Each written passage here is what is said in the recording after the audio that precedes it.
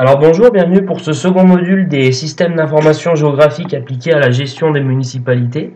Donc ce second module qui va encore une fois être théorique va parler des systèmes de référence.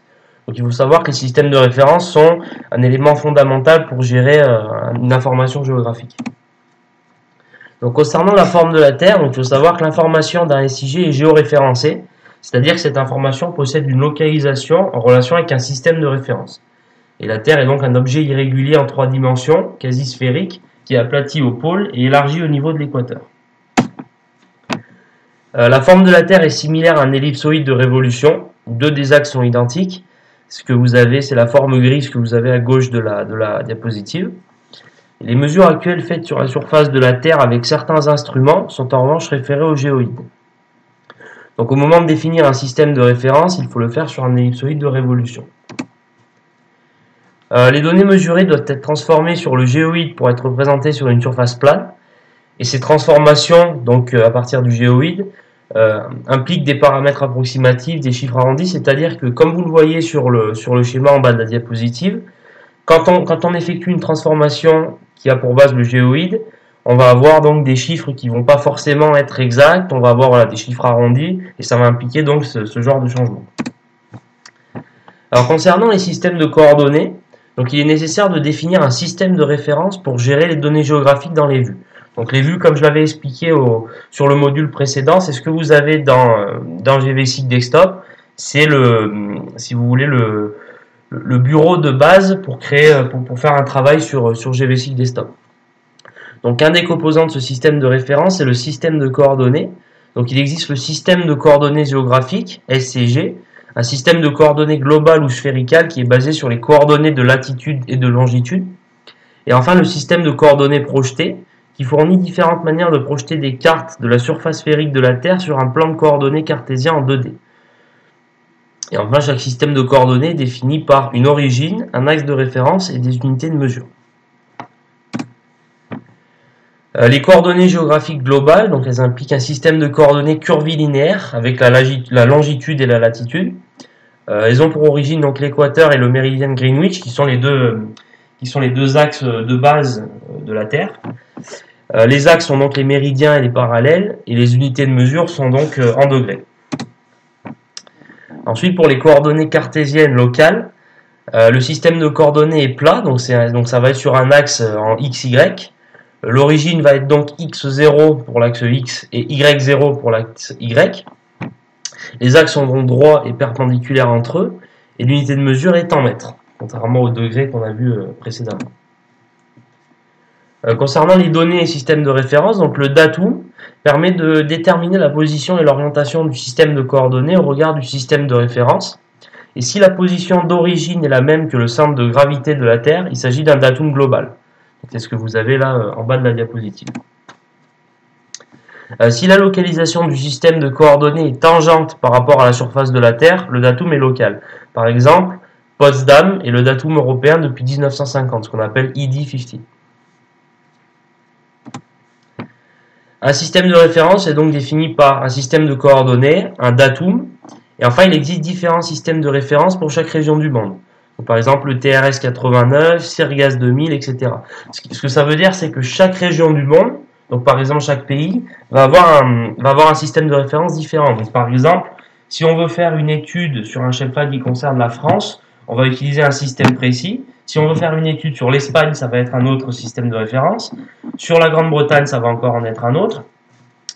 Ensuite, il va y avoir les systèmes de référence plus globaux, donc par exemple à l'échelle de l'Europe. Il va y en avoir à l'échelle du monde, etc. Donc pour chaque... dépend de la zone qu'on veut étudier, de la zone qu'on veut traiter, il va y avoir différents systèmes de référence. Concernant le système de coordonnées projetées, donc la projection est une relation biunique entre les points de la surface terrestre et les projections de ces points sur des surfaces plates, et toute représentation de la surface terrestre, implique une perte de forme. La classification dépend de la figure sur laquelle la projection est faite, à plat ou en perspective. La projection conserve donc ses propriétés géométriques autour du centre de la projection et les déformations sont augmentées au gré de l'éloignement par rapport au point. Donc là, c'est au fur et à mesure de l'éloignement qu'on va avoir des déformations et donc des changements au niveau des coordonnées. La classification dépend de la figure, encore une fois, sur laquelle la projection est faite. Donc il y a maintenant les projections coniques. Donc le cône est tangent ou sécant à la sphère. L'axe du cône est le même que les lignes d'épaule. Donc c'est l'illustration que vous avez sur cette diapositive. Enfin, il y a le cas de la projection cylindrique. Donc le cylindre est tangent ou sécant à la sphère. Et l'axe du cylindre est la même que la ligne d'épaule. Et le même que la ligne d'épaule. Donc encore une fois, c'est l'illustration que vous avez sur cette diapositive. Pour les systèmes de coordonnées projetées, pour le cas de l'Espagne, on a quatre systèmes de coordonnées différents. Donc on a le système numéro 28 pour les îles Canaries. On a ensuite le système numéro 29 pour la Galice et l'ouest de l'Espagne, pardon. Le numéro 30 pour une grande partie de l'Espagne, dont Madrid et Valence. Et enfin, on a le 31 pour la partie est de l'Espagne, donc Barcelone et les îles Baléares. Ensuite, concernant le UTM, qui est Universal Transverse of Mercator, donc il s'agit si vous voulez, du système de coordonnées universel. Donc les coordonnées du méridien central de chaque zone sont 500 000 et 4 millions.